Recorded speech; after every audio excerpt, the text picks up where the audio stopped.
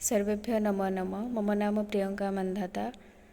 अद्य वयं भर्तृहरेण विरचितं नीतिशतके एकं श्लोकं पठामः।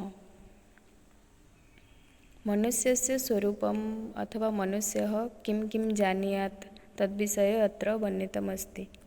यथा साहित्यसङ्गीतकलाविहीन साक्षात् पशुपुच्छविषाणहीनः तृणन्न खादन्नपि जीवमान तद्भागधेयं परमं पशूनाम्।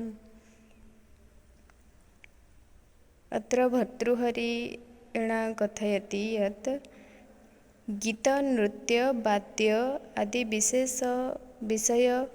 विषयक संगीत शास्त्रोक्त चतुष्षष्टिकलाः अस्मिन् संसारे विद्यते। जनाः एतेषु विषयेषु पारङ्गताः सन्ति। ये जनाः ताः विरहिताः सन्ति ते तु लाङ्गुलशृङ्गादिरहिताः पशवः एव सन्ति। मनुष्यशरीरे तु पशवः तेषां जीवन अपि निरर्थकं। ते पशूनां भोजनं तृणं न खादन्ति। इदं तु परमसौभाग्यं भवति समस्तमानवेतरप्राणिनां कृते इति अत्र भर्तृहरिः वदति।